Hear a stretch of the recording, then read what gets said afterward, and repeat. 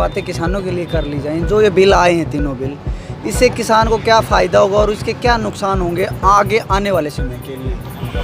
सबसे पहली बात तो मैं ये बताना चाहता हूँ अपने भाइयों से कि मीडिया वाले भी पूछते हैं कि काले बिल क्या है, जो ये बिल पारित हुए हैं ये क्या बिल है, कौन से बिल है, क्या है, इनका क्या प्रावधान है। तो इसमें एक मैं बहुत ही इतनी तो ज़्यादा मैं जानकारी इसके बारे में नहीं दे पाऊँगा कि जो जितनी जानकारी मेरे को है मैं उतनी ही जानकारी बताना चाहूँगा।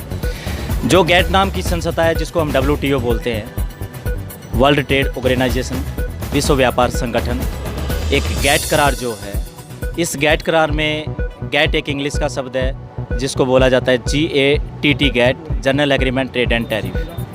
ट्रेड का मतलब होता है व्यापार करना, टैरिफ का मतलब होता है दूसरे देशों से आने वाली चीज़ हमारे देश में उस पर टैक्स लगाना। तो इसमें कुल मिला के 28 अध्याय हैं। उस 28 अध्यायों में एक अध्याय हमारे किसानों के हित में है, एग्रीमेंट ऑफ एग्रीकल्चर, जो ये एक अध्याय है। उस अध्याय को अगर हम इसमें पढ़ते हैं, इस अध्याय को अगर हम जानते हैं, जो भारत सरकार ने 1994 में इस पे साइन कर दिए और 1 जनवरी 2005 को ये हमारे देश में लागू कर दिया गया। हालांकि इसमें 1986 में एक कमेटी गठित की गई जब अमेरिका का और यूरोप का दबाव पड़ा हमारे देश पे, तो इसमें एक कमेटी बनाई गई जिस कमेटी के महासचिव बनाए गए श्री इंद्र कुमार गुजराल। तो जब उन्होंने अध्ययन किया इस गैट करार का, तो अध्ययन करने के बाद भारत सरकार को कहने लगे कि ये हमारे देश के लिए बेकार है, इसको रद्द कर दिया जाए। इसमें कोई भी बेनिफिट नहीं है, न किसानों को बेनिफिट है, न व्यापारियों को बेनिफिट है, न उद्योगपतियों को बेनिफिट है। इसमें किसी चीज़ का बेनिफिट नहीं है, हम इसके वो नहीं बनेंगे, इसको रद्द कर दिया जाए। मगर ऐसा नहीं हुआ। ऐसा क्यों नहीं हुआ? मैं भारत सरकार से ये भी पूछना चाहता हूँ, जो भूतपूर्व भारत सरकार है, मैं उनसे ये भी पूछना चाहता हूँ कि ऐसा क्या हुआ।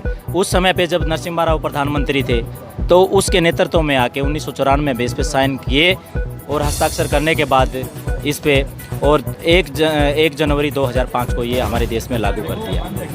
तो इसमें जितने भी कानून इसके दायरे में आते हैं, तो मैं ये कहना चाहता हूँ कि सारे के सारे कानून काले हैं। क्यों? क्योंकि इसमें एग्रीमेंट कर चुके हैं, एग्रीमेंट ऑफ एग्रीकल्चर, यानी कि कृषि विषय का समझौता। इसमें कृषि से संबंधित जितनी भी बातें हैं उसमें सब चीज़ों का समझौता किया हुआ। यानी कि बाहर से कंपनी आएंगी और बाहर से कंपनी आएंगी, वो बताएंगी कि ये बीज बोना है, और कंपनी ऐसा छल करेंगी इसके अंदर कि इसके अंदर एक पेटेंट एक्ट है जो 1970 में बनाया था। पेटेंट एक्ट का मतलब होता है अपना अधिकार, हम बीज से बीज को बना सकते हैं। तो इसमें पेटेंट एक्ट ख़त्म कर दिया है और ये पेटेंट एक्ट जो है कंपनी को दे दिया गया। तो जो कंपनी पेटेंट एक्ट खरीदे बैठी है, तो वो हिंदुस्तान में आएंगी, हमारे देश में आएंगी। और इसका मतलब क्या है? पेटेंट एक्ट का मतलब ये है कि कोई भी अगर हम बीज है, जैसे कोई भी बीज ले लो, तो उस बीज पे अगर कंपनी ने पेटेंट ले लिया है तो उसको दूसरी कंपनी नहीं बेच सकती। इस पेटेंट एक्ट का ये मतलब। और इस पेटेंट एक्ट की अवधि कितनी है? 20 ईयर्स, यानी कि 20 साल इसकी अवधि है। 20 साल तक वो कंपनी अपनी मनमानी करेगी। और वो कंपनी ऐसा बीज बनाने जा रही है, ऐसा बीज अपनी मार्केट में उतार रही है कि वो बीज अगर हम एक बार बोएंगे,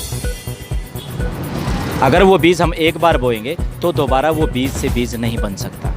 वो एक ही बार बीज बोएगा, बाद में वो बीज नहीं बन सकता।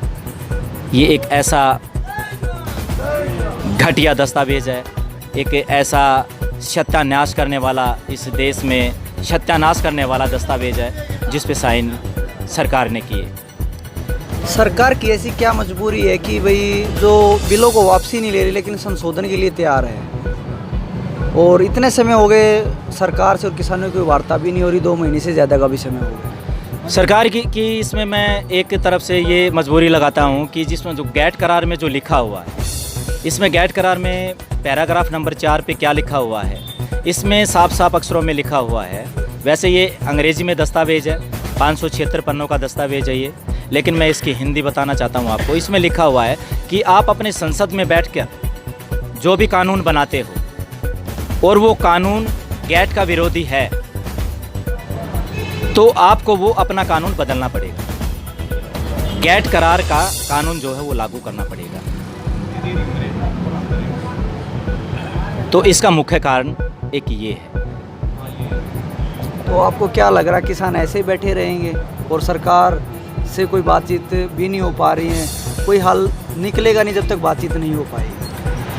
हल तो देखो ऐसा होता है कि ऐसे कोई भी अगर हमने अपने कानून बनाए हैं, अगर वो हमारे देश के हित में नहीं है, जैसे कि मान लो घर में आपने कोई कानून बनाए और उस कानून से पूरा का पूरा परिवार जो है परेशान है।